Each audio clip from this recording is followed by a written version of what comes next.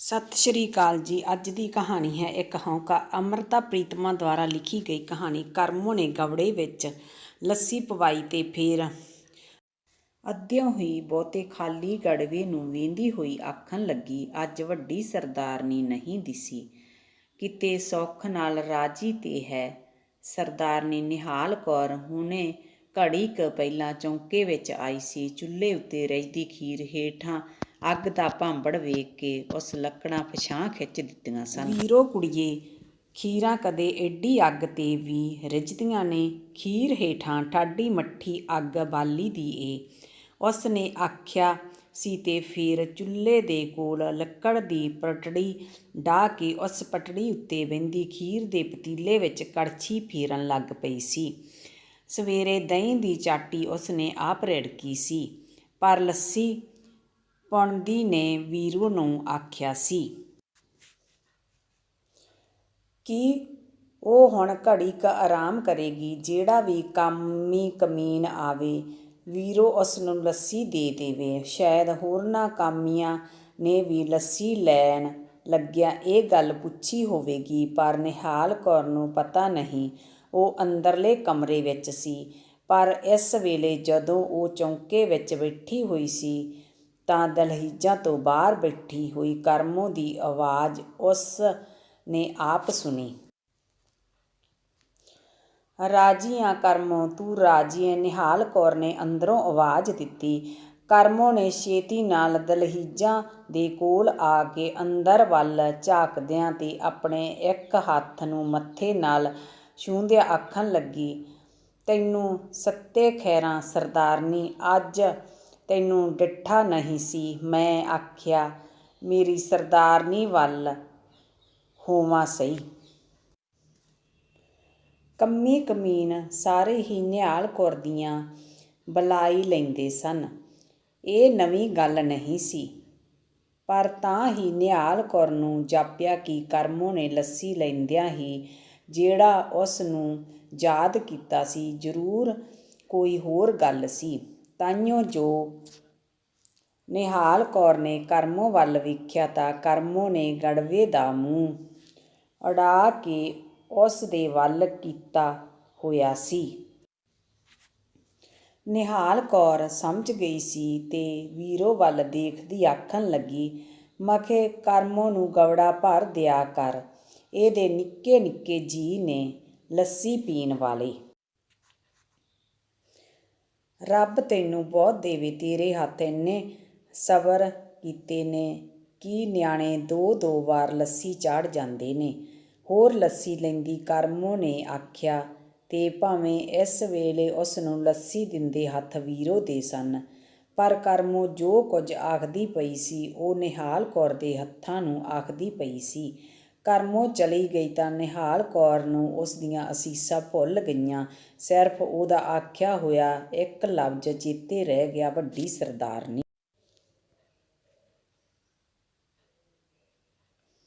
ਨਿਹਾਲ ਕੌਰ ਇੱਕ ਦਿਨ ਵਿੱਚ ਸਰਦਾਰਨੀ ਤੋਂ ਵੱਡੀ ਸਰਦਾਰਨੀ ਬਣ ਗਈ ਸੀ। ਪਤਾ ਨਹੀਂ ਉਸ ਨੂੰ ਵੱਡੀ ਸਰਦਾਰਨੀ ਕਹਿਣ ਦਾ ਖਿਆਲ ਸਭ ਤੋਂ ਪਹਿਲਾਂ ਕਿਸ ਨੂੰ ਆਇਆ ਸੀ। ਸ਼ਾਇਦ ਸਾਰਿਆਂ ਨੂੰ ਇਕੱਠਿਆਂ ਹੀ ਆ ਗਿਆ ਸੀ।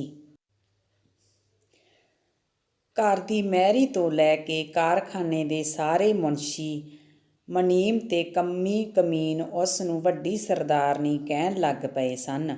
ਇੱਥੋਂ ਤੱਕ ਕਿ ਘਰ ਦੇ ਮਾਲਕ ਸਰਦਾਰ ਨੇ ਵੀ ਕੱਲ੍ਹ ਉਸ ਨੂੰ ਵੱਡੀ ਸਰਦਾਰਨੀ ਆਖ ਕੇ ਬੁਲਾਇਆ ਸੀ।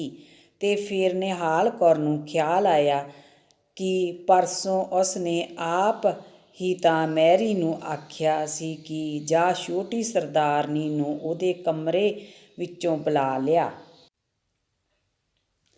ਸੋ ਜੇ ਕੋਈ ਛੋਟੀ ਸਰਦਾਰਨੀ ਹੋਵੇ ਤਾਂ ਵੱਡੀ ਸਰਦਾਰਨੀ ਆਪੇ ਹੀ ਬਣ ਜਾਂਦੀ ਸੀ। ਨਿਹਾਲ ਕੌਰ ਨੂੰ ਖਿਆਲ ਆਇਆ ਤੇ ਫੇਰ ਕਿੰਨੇ ਹੀ ਖਿਆਲ ਨਿੱਕੇ ਨਿੱਕੇ ਚੌਲਾਂ ਵਾਂਗ ਉਸਦੇ ਮਨ ਵਿੱਚ ਦੁੱਧ ਵਿੱਚ ਰਿੱਝਣ ਲੱਗ ਪਏ। ਰਿੱਝਦੇ ਖਿਆਲਾਂ ਵਿੱਚੋਂ ਇੱਕ ਖਿਆਲ ਇਹ ਵੀ ਸੀ ਕਿ ਵੀਰੋ ਜਦੋਂ ਦੀ ਇਸ ਘਰ ਵਿੱਚ ਛੋਟੀ ਸਰਦਾਰਨੀ ਬਣ ਕੇ ਆਈ ਸੀ, ਉਦੋਂ ਦੀ ਉਹ ਰਾਤ ਨੂੰ ਸੌਣ ਲੱਗਿਆਂ ਇੱਕ ਨੇਮ ਵਾਂਗ ਨਿਹਾਲ ਕੌਰ ਦੇ ਕਮਰੇ ਵਿੱਚ ਆਉਂਦੀ ਸੀ ਤੇ ਉਸਦੀ ਮੰਜੀ ਦੀ ਹੀ ਉੱਤੇ ਬਹਿ ਕੇ ਉਸਦੇ ਪੈਰ ਘੁੱਟਦੀ ਸੀ। ਨਿਹਾਲ ਕੌਰ ਨੇ ਨਾ ਧੀ ਦੀ ਡੋਲੀ ਤੋਰੀ ਸੀ ਤੇ ਨਾ ਪੁੱਤਰ ਦੀ ਡੋਲੀ ਲਿਆਉਣੀ ਸੀ, ਪਰ ਜਦੋਂ ਉਹਦੇ ਹੱਥੀਂ ਵਿਆਹੀ ਸੌਕਣ ਉਸਦੇ ਪੈਰ ਘੁੱਟਦੀ ਸੀ ਤਾਂ ਨਿਹਾਲ ਕੌਰ ਨੂੰ ਜਾਪਦਾ ਸੀ ਕਿ ਉਹਨੇ ਧੀ ਵੀ ਵੇਖ ਲਈ ਤੇ ਨਹੁੰ ਵੀ। ਨਿਹਾਲ ਕੌਰ ਨੇ ਆਪਣੇ ਸਰਦਾਰ ਦੇ ਦੂਜੇ ਵਿਆਹ ਲਈ ਇਹ ਕੁੜੀ ਵੀਰੋ ਆਪ ਹੀ ਲੱਭੀ ਸੀ। ਸਾਕ ਚੰਗੇ ਘਰਾਂ ਤੋਂ ਵੀ ਮਿਲਦੇ ਸਨ, ਪਰ ਉਹ ਸਾਰੇ ਸਰਦਾਰ ਨੂੰ ਨਹੀਂ, ਸਰਦਾਰ ਦੀ ਹਵੇਲੀ ਨੂੰ ਮਿਲਦੇ ਸਨ। ਸਰਦਾਰ ਦੀ ਸਿਆਣੀ ਉਮਰ ਤੋਂ ਡਰਦੇ ਜਿਹੜੇ ਵੀ ਸਾਕ ਲੈ ਕੇ ਆਉਂਦੇ ਸਨ, ਉਹ ਸਾਕ ਕਰਨ ਤੋਂ ਪਹਿਲਾਂ ਹਵੇਲੀ ਨੂੰ ਆਪਣੀ ਧੀ ਦੇ ਨਾਂ ਕਰਵਾ ਲੈਣਾ ਚਾਹੁੰਦੇ ਸਨ।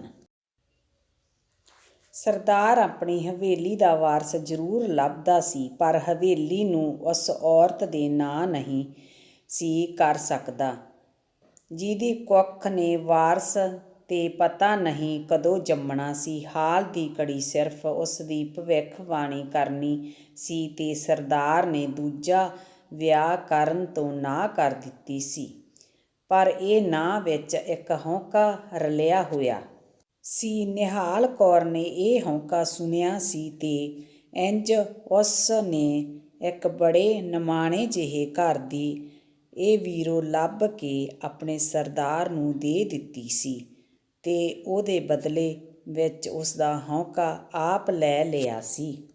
ਇੱਕ ਦਿਨ ਸਰਦਾਰ ਨੇ ਕੰਧ ਵਿੱਚ ਲੱਗੀ ਹੋਈ ਆਪਣੀ ਲੋਹੇ ਦੀ ਅਲਮਾਰੀ ਖੋਲ੍ਹੀ ਤਾਂ ਕਿੰਨਾ ਚਿਰ ਖੁੱਲ੍ਹੀ ਅਲਮਾਰੀ ਦੇ ਅੱਗੇ ਖਲੋਤਾ ਕੁਝ ਸੋਚਦਾ ਰਿਹਾ। ਵੱਡੀ ਸਰਦਾਰਨੀ ਕਿੱਥੇ ਗਈ ਏ? ਸਰਦਾਰ ਨੇ ਵੀਰੋ ਨੂੰ ਕਾਹਲਿਆਂ ਪੈ ਕੇ ਪੁੱਛਿਆ। ਵੱਡੀ ਸਰਦਾਰਨੀ ਘਰ ਨਹੀਂ ਸੀ। ਸਰਦਾਰ ਨੇ ਅਲਮਾਰੀ ਬੰਦ ਕਰਕੇ ਚਾਬੀ ਬੋਝੇ ਵਿੱਚ ਪਾ ਲਈ ਤੇ ਕਾਰਖਾਨੇ ਜਾਂਦਾ ਵੀਰੋ ਨੂੰ ਆਖ ਗਿਆ ਕਿ ਨਿਹਾਲ ਕੌਰ ਜਿਸ ਵੇਲੇ ਵੀ ਘਰ ਆਵੇ ਉਹ ਹੇਠਾਂ ਮੁਨਸ਼ੀ ਨੂੰ ਆਵਾਜ਼ ਦੇ ਕੇ ਮੈਨੂੰ ਕਾਰਖਾਨੇ ਵਿੱਚ ਸੁਨੇਹਾ ਭੇਜ ਦੇਵੇ। ਨਿਹਾਲ ਕੌਰ ਜਿਸ ਵੇਲੇ ਆਈ ਵੀਰੋ ਬਾਹਰਲੇ ਖੁਰੇ ਉੱਤੇ ਬੜੀ ਘਾਬਰੀ ਹੋਈ ਬੈਠੀ ਸੀ। ਉਸ ਨੂੰ ਹੁਣੇ ਇੱਕ ਉਲਟੀ ਆਈ ਸੀ। ਨਿਹਾਲ ਕੌਰ ਨੇ ਵੀਰੋ ਦੀ ਬਾਂਹ ਥੰਮੀ, ਉਸਦੇ ਮੋਢੇ ਘੁੱਟੇ ਤੇ ਉਸਨੂੰ ਮੰਜੇ ਉੱਤੇ ਲਟਾਇਆ, ਪਰ ਵੀਰੋ ਨੇ ਕੰਬਦੇ ਕੰਬਦੇ ਪੈਰ ਮੰਜੀ ਤੋਂ ਥੱਲੇ ਲਾਹੇ ਤੇ ਮੁੜ ਕੇ ਨਿਹਾਲ ਕੌਰ ਦੇ ਪੈਰ ਫੜ ਲਏ। ਸਰਦਾਰਨੀ, ਤੂੰ ਮੈਨੂੰ ਇੱਕ ਦਿਨ ਆਖਿਆ ਸੀ ਕਿ ਮੈਂ ਤੇਰੀ ਧੀ ਵੀ ਹਾਂ ਤੇ ਨਹੁੰ ਵੀ। ਅੱਜ ਮੈਨੂੰ ਭਾਵੇਂ ਆਪਣੀ ਧੀ ਸਮਝ ਕੇ ਬਚਾ ਲੈ, ਭਾਵੇਂ ਨਹੁੰ ਸਮਝ ਕੇ। ਵੀਰੋ ਵਿਲਕ ਉੱਠੀ ਤੇ ਵਿਲਕਦੀ ਵਿਲਕਦੀ ਵੀਰੋ ਨੇ ਨਿਹਾਲ ਕੌਰ ਨੂੰ ਦੱਸਿਆ ਕਿ ਪਿੱਛੇ ਜਦੋਂ ਉਸਦਾ ਭਰਾ ਉਸਨੂੰ ਮਿਲਣ ਆਇਆ ਸੀ ਤਾਂ ਉਸਦੇ ਭਰਾ ਨੂੰ ਪੈਸਿਆਂ ਦੀ ਡਾਢੀ ਲੋੜ ਸੀ। ਵੀਰੋ ਨੇ ਉਸ ਨੂੰ ਕੁਝ ਪੈਸੇ ਦੇ ਦਿੱਤੇ ਸਨ, ਪਰ ਪੈਸੇ ਉਹਦੇ ਕੋਲ ਬੜੇ ਥੋੜ੍ਹੇ ਸਨ। ਇਸ ਲਈ ਉਸ ਨੇ ਸਰਦਾਰ ਦੇ ਬੋਝੇ ਵਿੱਚੋਂ ਅਲਮਾਰੀ ਦੀ ਚਾਬੀ ਚੁਰਾ ਕੇ ਲੋਹੇ ਦੀ ਅਲਮਾਰੀ ਖੋਲ੍ਹੀ ਸੀ ਤੇ ਅਲਮਾਰੀ ਵਿੱਚੋਂ ਚਾਂਦੀ ਦੇ ਭਾਂਡੇ ਕੱਢ ਕੇ ਆਪਣੇ ਭਰਾ ਨੂੰ ਦੇ ਦਿੱਤੇ ਸਨ। ਇਹ ਤੇਰਾ ਆਪਣਾ ਘਰ ਏ ਵੀਰੋ, ਜੇ ਤੂੰ ਆਪਣੇ ਘਰ ਨੂੰ ਆਪਣੇ ਹੱਥੀਂ ਉਜਾੜੇਂਗੀ। ਗੱਲ ਅਜੇ ਨਿਹਾਲ ਕੌਰ ਦੇ ਮੂੰਹ ਵਿੱਚ ਸੀ। ਵੀਰੋ ਤਬਕ ਉੱਠੀ। ਇਹ ਘਰ ਨਾ ਮੈਨੂੰ ਕਦੇ ਆਪਣਾ ਲੱਗਾ ਏ ਨਾ ਲੱਗਣਾ ਏ, ਪਰ ਇਹ ਮੈਂ ਤੇਰੇ ਨਾਲ ਇਕਰਾਰ ਕਰਦੀ ਹਾਂ ਸਰਦਾਰਨੀ ਕਿ ਅੱਗੋਂ ਮੈਂ ਕਦੇ ਇਸ ਘਰ ਦੀ ਕੋਈ ਚੀਜ਼ ਕਿਸੇ ਨੂੰ ਨਹੀਂ ਦੇਵਾਂਗੀ। ਮੈਂ ਉਸ ਦਿਨ ਦੀ ਗਲਤੀ ਕੀਤੀ ਸੀ, ਐਵੇਂ ਕਰ ਬੈਠੀ, ਪਿੱਛੋਂ ਪਛਤਾ ਗਈ ਸਾਂ। ਮੈਨੂੰ ਪਤਾ ਹੈ ਮੇਰਾ ਵਿਆਹ ਕਰਨ ਲੱਗਿਆਂ ਮੇਰੇ ਪਿਓ ਨੇ ਮੇਰੇ ਭਰਾ ਦੇ ਕਾਰੋਬਾਰ ਦਾ ਵਾਸਤਾ ਪਾ ਕੇ ਤੇਰੇ ਕੋਲੋਂ 2000 ਰੁਪਇਆ ਮੰਗਿਆ ਸੀ। ਤੂੰ 2000 ਰੁਪਇਆ ਦੇ ਦਿੱਤਾ। ਮੇਰੇ ਪਿਓ ਨੇ ਵਿਆਹ ਕਰ ਦਿੱਤਾ। ਮੈਨੂੰ ਵੇਚਣ ਵਿੱਚ ਕੀ ਕਸਰ ਰਹਿ ਗਈ? 2000 ਪਿੱਛੇ ਮੈਨੂੰ ਇੱਕ ਬੁੱਢੇ ਸਰਦਾਰ ਦੇ ਪੱਲੇ ਪਾ ਦਿੱਤਾ। ਮੇਰੇ ਪਿਓ ਤੇ ਭਰਾ ਕਾਹਦੇ ਸਕੇ ਨੇ? ਮੈਂ ਕਿਸੇ ਦਾ ਘਰ ਉਜਾੜ ਕੇ ਉਹਨਾਂ ਦਾ ਘਰ ਕਿਉਂ ਭਰਾਂ?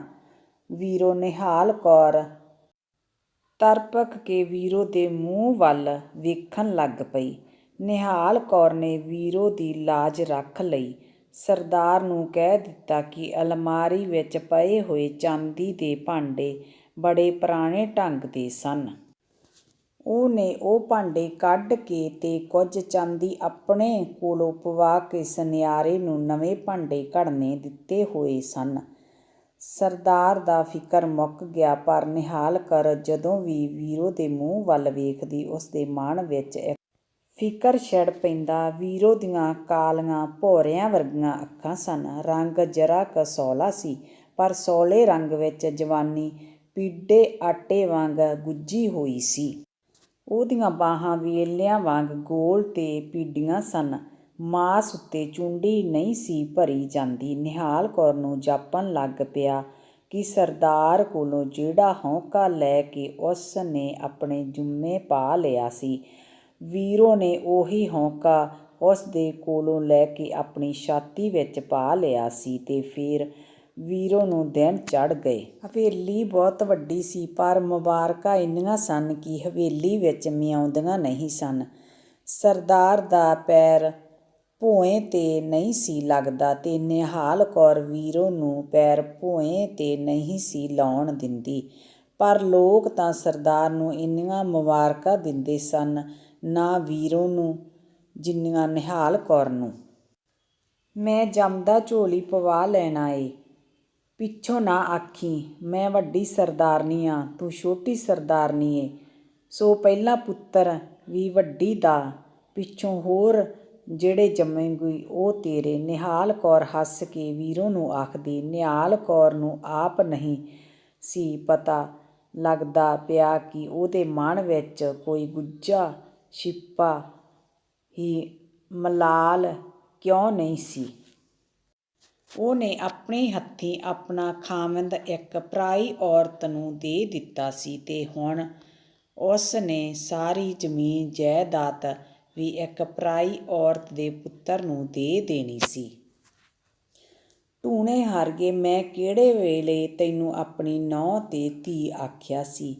ਮੈਂ ਸੱਚੀ ਮੁੱਚੀ ਇੱਕ ਸੱਸ ਮਾਂ ਵਾਂਗ ਖੁਸ਼ ਸਾਂ। ਮੈਨੂੰ ਕਦੀ ਇਹ ਚੇਤਾ ਨਹੀਂ ਰਹਿੰਦਾ ਕਿ ਤੂੰ ਮੇਰੀ।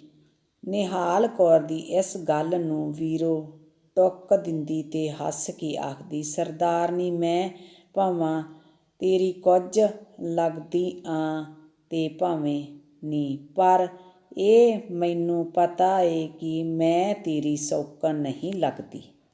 ਨਿਹਾਲ ਕੌਰ ਨੇ ਤਰਖਾਣ ਕੋਲੋਂ ਜਿਹੜਾ ਪੰਘੂੜਾ ਬਣਾਇਆ, ਉਸ ਪੰਘੂੜੇ ਨੂੰ ਚਾਂਦੀ ਦੀਆਂ ਘੰਟੀਆਂ ਬੰਨ੍ਹੀਆਂ।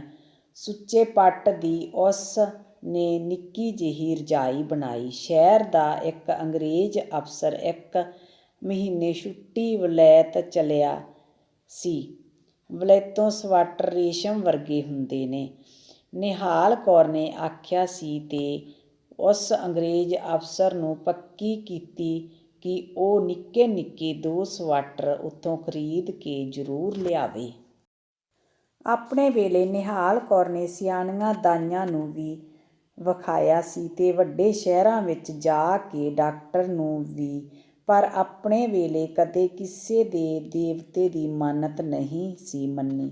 ਵੀਰੋ ਨੂੰ ਜਦੋਂ ਪੂਰੇ 3 ਦਿਨ ਲੱਕ ਵਿੱਚ ਪੀੜ ਹੁੰਦੀ ਰਹੀ ਤੇ ਇੱਕ ਦਿਨ ਜ਼ਰਾ ਕੁ ਖੂਨ ਦਾ ਦਾਗ ਵੀ ਲੱਗ ਗਿਆ ਤਾਂ ਨਿਹਾਲ ਕੌਰ ਨੇ ਉਸ ਦਿਨ ਆਪਣੀ ਜ਼ਿੰਦਗੀ ਵਿੱਚ ਪਹਿਲੀ ਵਾਰ ਸੁੱਖਣਾ ਸੁੱਖੀ।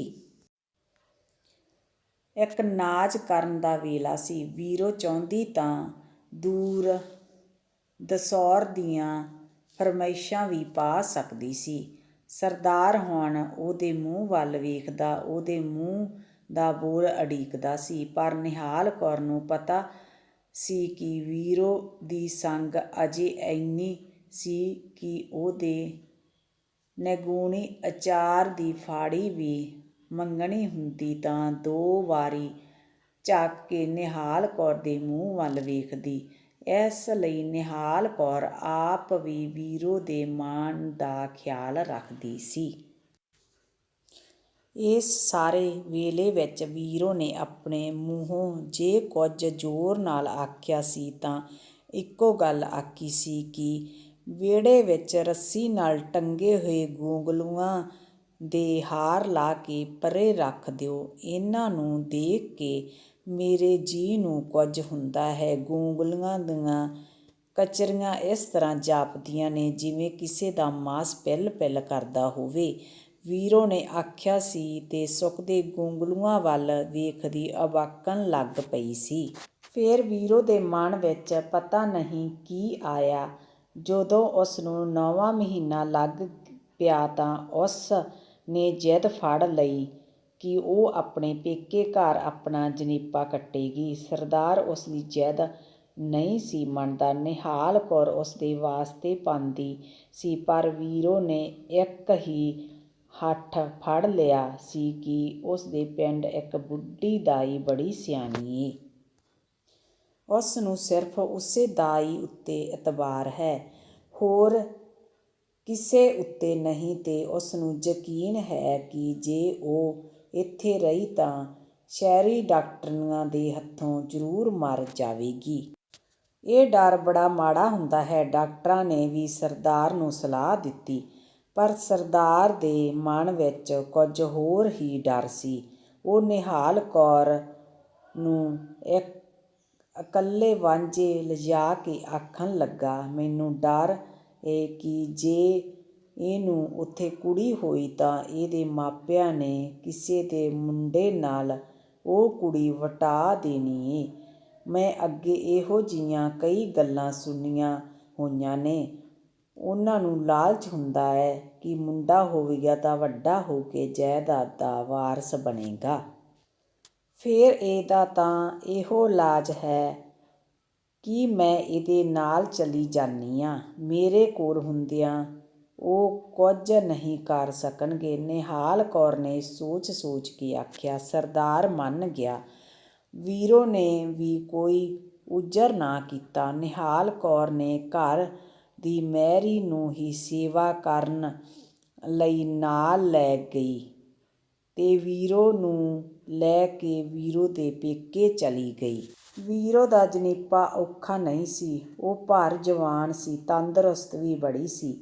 ਉਸਦੀ ਮਾਂ ਤੇ ਭਰਜਾਈ ਵੀ ਉਸਨੂੰ ਮਜ਼ਾਕ ਕਰਦੀਆਂ ਸਨ।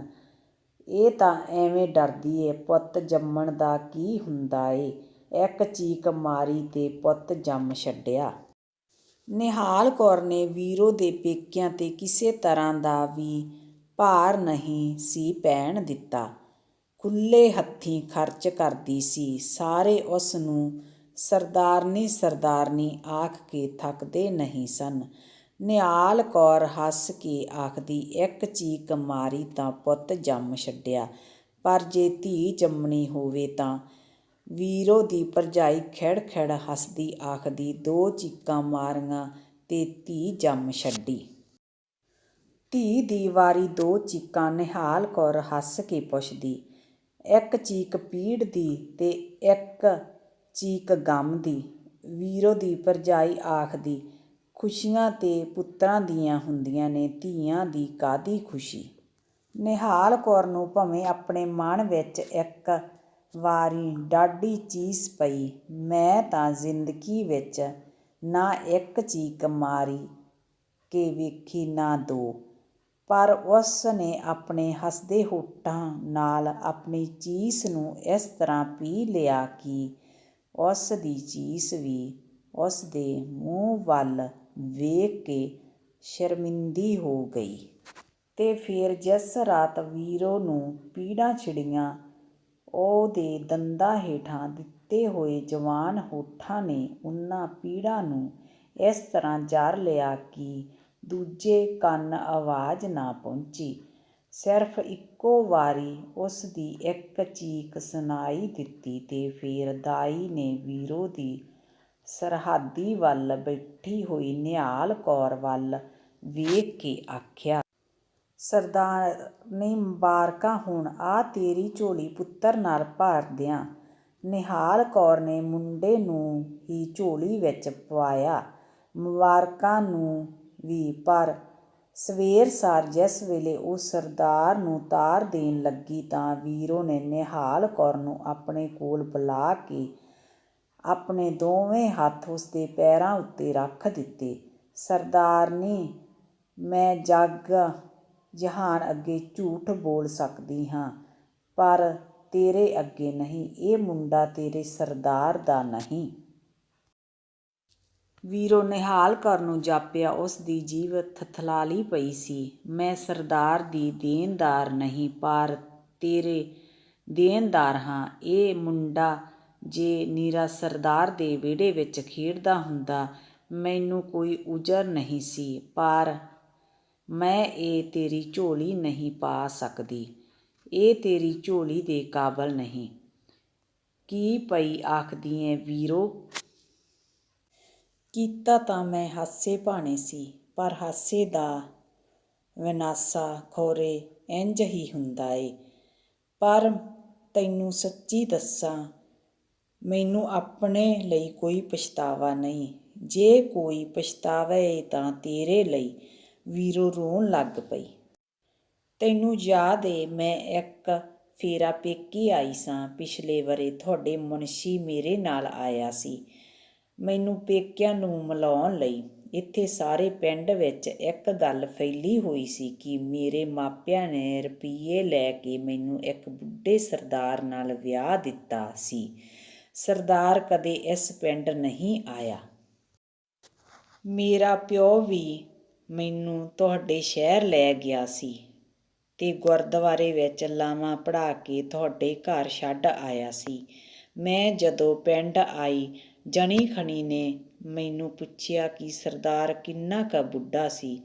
ਮੈਨੂੰ ਕੀ ਸੁੱਝੇ, ਮੈਂ ਉਹਨਾਂ ਨੂੰ ਗਲੋਂ ਲਾਉਣ ਲਈ ਆਖ ਦਿੱਤਾ ਕਿ ਮੇਰਾ ਵਿਆਹ ਬੁੱਢੇ ਨਾਲ ਨਹੀਂ ਹੋਇਆ। ਤੁਹਾਡੇ ਮੁਨਸ਼ੀ ਬੜਾ ਜਵਾਨ ਸੀ, ਸੋਹਣਾ ਵੀ ਸੀ। ਮੈਂ ਉਹਨਾਂ ਨੂੰ ਆਖਿਆ ਤੇ ਮੈਂ ਉਹਨਾਂ ਨੂੰ ਵਿਖਾਇਆ ਤੇ ਆਖਿਆ ਕਿ ਉਹ ਮੇਰੇ ਘਰ ਵਾਲਾ ਸੀ। ਸਾਰੀਆਂ ਮੇਰੀ ਕਿਸਮਤ ਤੋਂ ਹੈਰਾਨ ਹੋ ਗਈਆਂ। ਮੁਨਸ਼ੀ ਨੂੰ ਮੈਂ ਇਹ ਗੱਲ ਦੱਸ ਦਿੱਤੀ। ਉਸ ਨੇ ਵੀ ਮਚਲ ਮਾਰ ਛੱਡੀ। ਜਦੋਂ ਮੇਰੀਆਂ ਸਹੇਲੀਆਂ ਨੇ ਉਹਦੇ ਕੋਲੋਂ ਕਲੀਚੜੀਆਂ ਮੰਗੀਆਂ ਤਾਂ ਉਸ ਨੇ ਸੁਨਿਆਰੇ ਕੋਲ ਚਾਂਦੀ ਦੀਆਂ ਕਲੀਚੜੀਆਂ ਖਰੀਦ ਕੇ ਉਹਨਾਂ ਨੂੰ ਵੰਡ ਦਿੱਤੀਆਂ। 5-6 ਦਿਨ ਮੈਂ ਇੱਥੇ ਰਹੀ। ਰੋਜ਼ ਹਾਸਾ ਠੱਠਾ ਕਰਦਿਆਂ ਮੈਨੂੰ ਵੀ ਇਹ ਜਾਪਣ ਲੱਗ ਪਿਆ ਕਿ ਮੇਰਾ ਵਿਆਹ ਉਹਦੇ ਨਾਲ ਹੀ ਹੋਇਆ ਸੀ, ਹੋਰ ਕਿਸੇ ਨਾਲ ਨਹੀਂ। ਸਾਡਾ ਮੁਨਸ਼ੀ ਮਦਨ ਸਿੰਘ। ਮੈਂ ਹੁਣ ਪਰਤ ਕੇ ਸਰਦਾਰ ਦੇ ਘਰ ਨਹੀਂ ਜਾਣਾ, ਨਾ ਇਸ ਮੁੰਡੇ ਨੂੰ ਲਿਜਾਣਾ ਏ। ਮੈਂ ਇਸ ਲਈ ਜ਼ਿੱਦ ਬੰਨ੍ਹ ਕੇ ਇੱਥੇ ਆਈ ਸਾਂ। ਮੇਰੀ ਕੀਤੀ ਮੇਰੇ ਅੱਗੇ। ਮੈਂ ਹੋਰ ਤੇਰੇ ਕੋਲ ਕੁਝ ਨਹੀਂ ਮੰਗਦੀ ਸਰਦਾਰਨੀ, ਬਸ ਇੱਕੋ ਗੱਲ ਮੰਗਦੀ ਆਂ ਕਿ ਸਰਦਾਰ ਨੂੰ ਉਸ ਮੁਨਸ਼ੀ ਦਾ ਨਾਂ ਨਾ ਦੱਸੀ, ਨਹੀਂ ਤੇ ਉਹ ਮੁਨਸ਼ੀ ਨੂੰ ਨੌਕਰੀ ਤੋਂ ਕੱਢ ਦੇਵੇਗਾ। ਪਰ ਮਦਨ ਸਿੰਘ ਦਾ ਵਿਆਹ ਹੋਇਆ ਏ ਵੀਰੋ। ਉਹਦੇ ਘਰ 2 ਬਾਲ ਨੇ। ਇਸੇ ਲਈ ਉਹ ਡਰਦਾ ਏ ਕਿ ਜੇ ਸਰਦਾਰ ਨੂੰ ਪਤਾ ਲੱਗ ਗਿਆ ਤਾਂ ਉਸਦੀ ਨੌਕਰੀ ਜਾਂਦੀ ਰਹੇਗੀ। ਉਹਨੇ ਕਿਹੜਾ ਮੈਨੂੰ ਆਪਣੇ ਘਰ ਵਸਾਉਣਾ ਏ ਜੇ ਉਹਦੀ ਨੌਕਰੀ ਛਡਵਾਵਾਂ। ਉਹ ਜਿੱਥੇ ਰਹੇ ਰਾਜੀ ਰਹੇ। ਉਹ ਜਾਣੇ। ਮੈਂ ਇੱਕ ਵਾਰੀ ਵੇਖਿਆ ਤੇ ਸਹੀ ਕਿ ਜਵਾਨ ਆਦਮੀ ਕਿਹੋ ਜਿਹਾ ਹੁੰਦਾ ਏ। ਨਿਹਾਲ ਕੌਰ ਨੇ ਘਬਰਾ ਕੇ ਅੱਖਾਂ ਮੀਟ ਲਈਆਂ ਤੇ ਫਿਰ ਜਿਸ ਵੇਲੇ ਉਹਦੇ ਅੱਖਾਂ ਖੁੱਲ੍ਹੀਆਂ, ਵੀਰੋ ਦੀ ਝੋਲੀ ਪਿਆ ਉਸਦਾ ਪੁੱਤਰ ਉਸਦੀ ਛਾਤੀ ਵਿੱਚੋਂ ਦੁੱਧ ਪੀਣ ਲਈ ਮੂੰਹ ਮਾਰਦਾ ਪਿਆ ਸੀ। ਨਿਹਾਲ ਕੌਰ ਨੂੰ ਜਾਪਿਆ ਸਰਦਾਰ ਦਾ ਜਿਹੜਾ ਹੌਂਕਾ ਉਸਨੇ ਆਪਣੇ ਜੁੰਮੇ ਲੈ ਲਿਆ ਸੀ ਤੇ ਵੀਰੋ ਨੇ ਉਹੀ ਹੌਂਕਾ ਉਸਦੇ ਕੋਲੋਂ ਲੈ ਕੇ ਆਪਣੀ ਛਾਤੀ ਵਿੱਚ ਪਾ ਲਿਆ ਸੀ। ਇਹ ਮੁੰਡਾ ਇਸ ਵੇਲੇ ਉਸੇ ਹੌਂਕੇ ਨੂੰ ਵੀਰੋ ਦੀ ਛਾਤੀ ਵਿੱਚੋਂ ਪੀਣ ਦੀ ਕੋਸ਼ਿਸ਼ ਕਰਦਾ ਪਿਆ ਸੀ। ਇਹ ਕਹਾਣੀ ਵਧੀਆ ਲੱਗੀ ਤਾਂ ਮੇਰੇ ਚੈਨਲ ਨੂੰ ਸਬਸਕ੍ਰਾਈਬ ਕਰਨਾ। ਧੰਨਵਾਦ ਦੋਸਤੋ।